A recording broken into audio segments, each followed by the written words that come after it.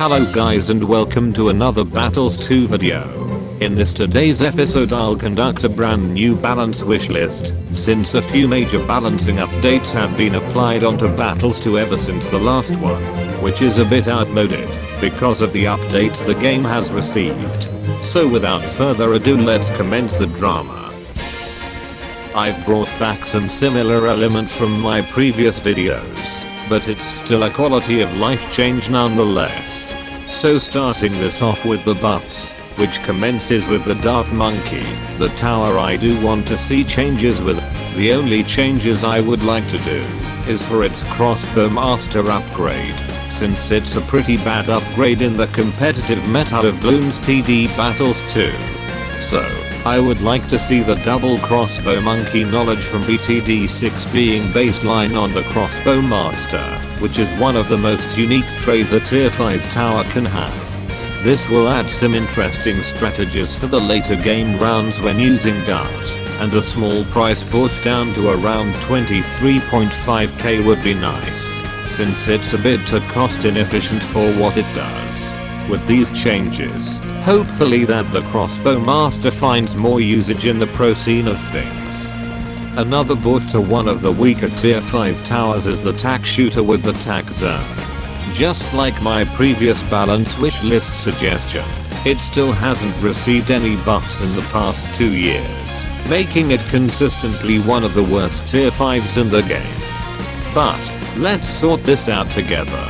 I would reduce the price of getting it to around $20,000, as it's very cost inefficient, and would often get outclassed by its former upgrade, aka the overdrive. Not only that, we'll also add some cross-path versatility with it, since even faster shooting is obviously a very strong cross-pathing option, which will occur with the super range stacks upgrade. We'll put the same changes as shown on the border, because it's deprived from my previous balance wishlist. This will help out the tack zone a lot, especially against the new tight rushes, which are 0, 2, 5 should be able to shut down very easily after the changes. We'll also address similar cross-pathing issues to the overdrive, as it's even faster shooting cross-path renders its super range stacks cross-path useless, and even if it's used, it has no versatility in scenario where it can be good on. So might as well port the extra pierce change onto the 0, 2, 4 overdrive.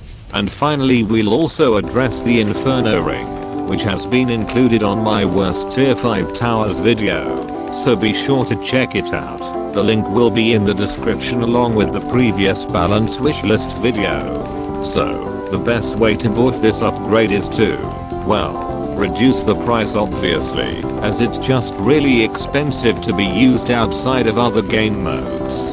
Reducing its price to around 40k will be a good change, along with increasing its base damage from 22 to 26 against mob class Bloons would be a nice change, since it's really lackluster and those buffs should help it significantly against the newly tight rushes and much more.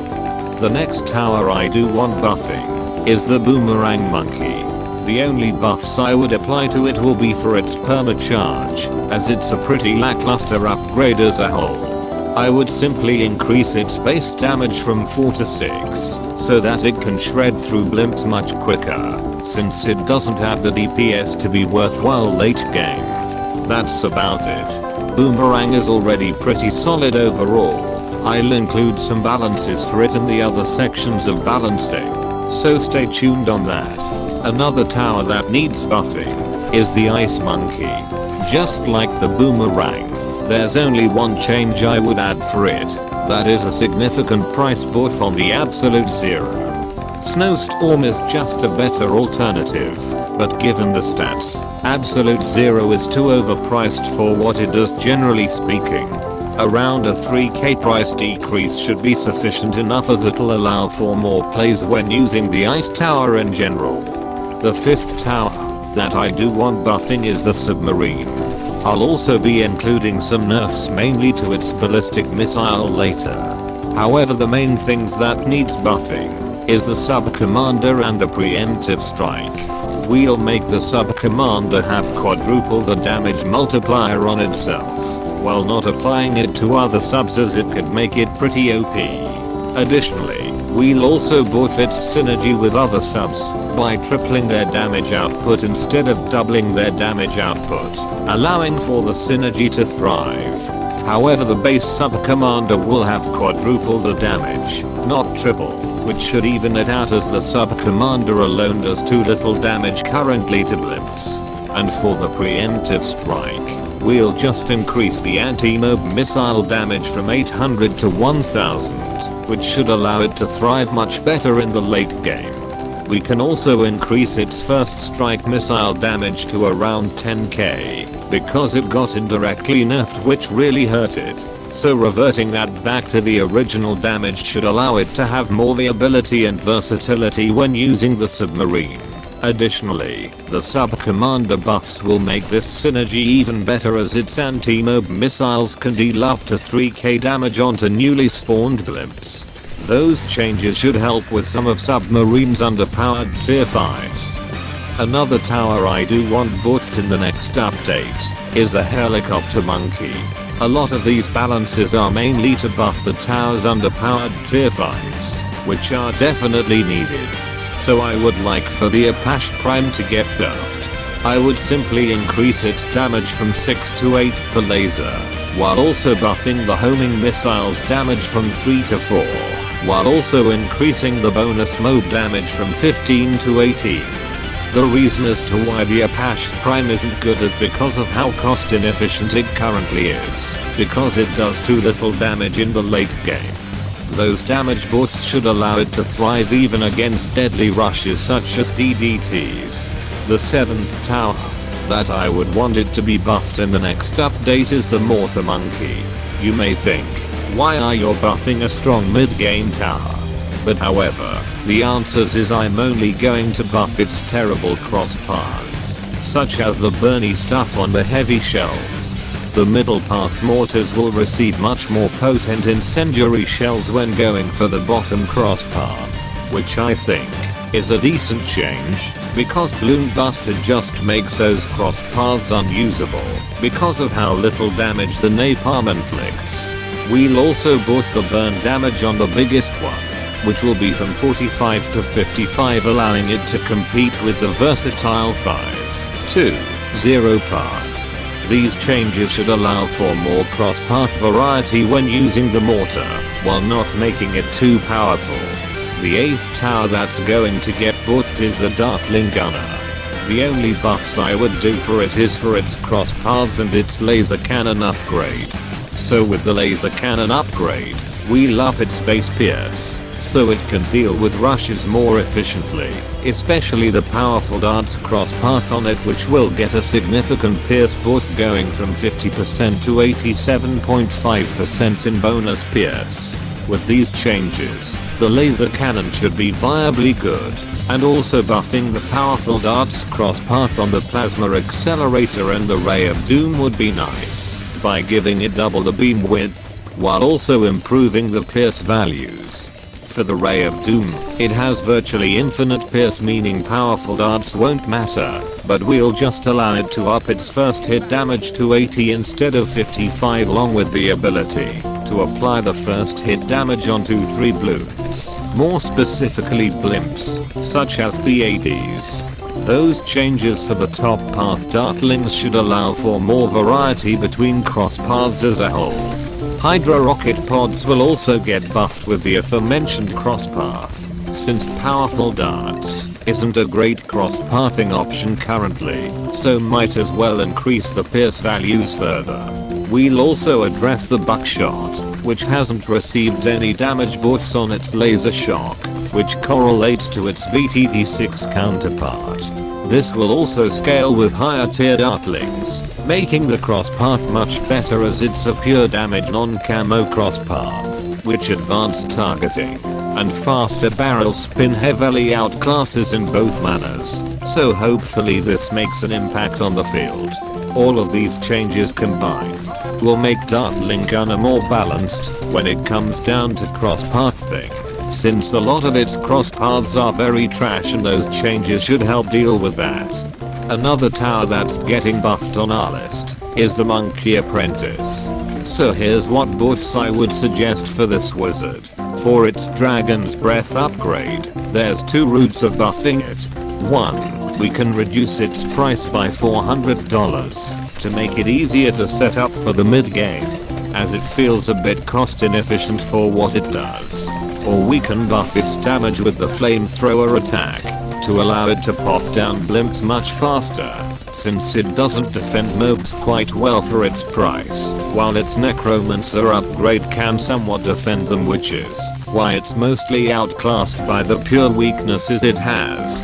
This change will allow this wizard to thrive a lot more for your defense, which I think it's a good buff. And we'll also buff the Arcane Spike's base damage from 18 to 22. Or reduce its price to 8.5k, which is the routes I took for balancing in my previous balance wish list. So one of those two buffs should also allow this wizard to thrive in the competitive meta more efficiently. And finally, the 10th monkey tower that's getting the buff treatment is the Super Monkey. The only buffs that I would suggest is for its anti-Bloon upgrade, by making its ability do twice as much damage. Additionally, we'll also add a critical factor onto its ability by making it deal 50% more damage every second usage of it, allowing for more versatility with the anti-Bloon. These changes should make this upgrade at least good, because the only problem was its ability doing very limited damage in the late game. For the heroes, the only buff suggestion I would make is for Benjamin. This also applies on his DJ alternative, by doubling the skimming effect, which I thought was really strong. But it seems like it's a bit underpowered. This change should entice more usage onto those heroes to compete with the other top tier heroes at least. Now moving on to the reworks / changes, which starts with the glue gunner. In case you haven't known, Ninja Kiwi updated the game to 4.0.2, which finally reworked one of Glue's worst upgrades, that is the Relentless Glue. However, some remaining changes haven't been included, such as the acid puddles with the Bloon liquefier and the Bloon solver, along with a slight price increase to make up for the new gimmick. Also, we'll also rework the Glue Strike and Glue Storm upgrades to always apply the mob debuff regardless of crosspath, which before acquired the corrosive glue path to do so. If the reworks weren't enough, we'll also buff the corrosive glue crosspath on the super glue, similar to the one in my previous balance wish list. Those changes should allow for better utility, while not unfairly making the stronger glue crosspath on the Glue Strike borderline useless, which is to do with a flawed mechanic. Another rework suggestion is for the Monkey Buccaneer, primarily to the Grape Shot plus Double Shot cross-path combination, which will be reduced from adding twice the amount of grapes to only one, which may heavily impact the Destroyer path as it pretty much uses Grape Shot 100% of the time. But to compensate for the catastrophe, we'll also add a third dart onto its main attack, along with a slight price decreases. This upgrade fees too dependent on the Grape Shot cross-path to retain its viability. Additionally, we'll also rework the Grape Shot cross-path with the aircraft carriers, allowing its many planes to attack by switching to 8 radial darts to 6 fast-forwarding grapes that can also set balloons afire with the fiery grapes path, as it's very designed for its planes, which it hasn't been addressed for a long time. There'll also be a buff to its worst tier 2 cross-path combination, the Double Shot plus Crow's Nest, by making the main attack darts have 3 additional pierce instead of 1, which should bring in some balance with the Destroyer cross-paths, etc. Those changes are well deserved, and it could use in tweaking if the tower becomes unintentionally strong after the reworks to its top path. It just fits the current style better, as it makes the casual player base so happy about the new Grape Shot planes. The final rework we are going to implement is for the druid monkey, as it'll also receive some substantial changes later. The only rework I would consider is by making the Heart of Oak similar to the Heart of Vengeance, but with some twists. It'll increase a pierce by up to 100%, which starts at 0% to begin with, but once you leak 100 bloons, your druid with the Heart of Oak will have twice as much pierce, while also countering regen bloons decently. However, its price will be slightly increased to retain balance on the other upgrade parts. The only problem was that it wasn't unique enough. However, we'll also add some nerfs onto the druid monkey, as he is really overpowered currently in the competitive meta. Now time for the nerfs. These balance changes are meant to tone down specific upgrades of that tower, especially if they are too strong or overdue. The first nerf I would consider is for the tack shooter, by only nerfing one of its best crosspath upgrades to an extent, as shown on the border. That's the only nerf I would consider, and don't worry, it won't affect the higher tier tacks negatively. The nerf to the EFS crosspath was done to allow other crosspaths to thrive, while still being more balanced and easier to run down. Another nerf I would consider is for the submarine, by toning its ballistic missile down, by increasing its price significantly, as it's currently a strong rush fender, which makes it pretty hard to take down. However, its trash tier 5s have also received buffs, mainly to compensate for a slight nerf like this. The third nerf I would also consider is for the druid monkey, by making its druid of the jungle cost $200 more, especially with the new Heart of Oak as previously mentioned. The upgrade was reworked latterly, which ultimately broke the druid, making it super versatile as a spammable cheap option for not just defense, but also for money generation, which was nuts. So now it'll be much less effective. But another nerf to tone down its strong point is with the Heart of Vengeance, especially with the rework to Heart of Oak as also previously mentioned. We'll tone down the maximum attack speed from bloon leaks down to an 80% increase instead of a full 100% increase, which correlates to double, which is a reason as to why this upgrade was also one of the best cross-pathing options in the game, as it benefited stuff like Superstorm so much in the late game. It'll also hurt it early game as well, so it'll make it more balanced in a sense. The next tower that's getting nerfed on our list is the Monkey Village. Again, just like Druid, when they reworked the bottom path upgrades, it also made it too strong, as it's a very heavy eco meta currently. We'll increase the price on both Monkey Economy and Monkey City, as those two upgrades are basically mini research facilities which are crazy dumb broken, especially with the discounts and all of that. By nerfing these two troublesome money generation upgrades, or possibly revert them back to the pre-rework state, it shouldn't cause any havoc or disturbance in the competitive meta, as a lot of games lately have been going late because of this broken technique the village has received. And finally, the penultimate non-hero tower that'll be getting nerfed is the Spike Factory. We'll only nerf a couple of strong attributes, mainly for the Spike Storm with the Smart Spikes crosspath, and increasing the price on the bigger stacks upgraders. It's been a really strong crosspath lately. It's hard to correctly balance this tower, but these simple nerfs should do for now. And finally, to top it all off, we'll nerf some of the best heroes in battles too. The only hero nerf I do want is for Fate Weaver Adora, by increasing her level 7 ability sacrifice cooldown slightly, so she doesn't cycle through debuffs like no man's business against your hero, which is a very strong ability, as it makes Bloons zoom past your slow attacking defenses very easily.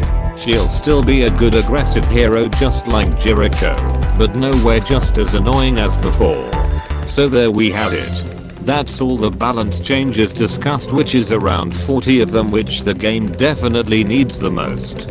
Don't forget to share this video with your friends, while also subscribing and turning on notifications bell to support me at the same time, and comment down below if you want more Battles 2 content. Thanks for watching, and don't forget to use my creator code RELOTHERUSER in the BTD6 or Battles to shop to strengthen the support even more. And we'll see you vivacious guys in the next one. Adios.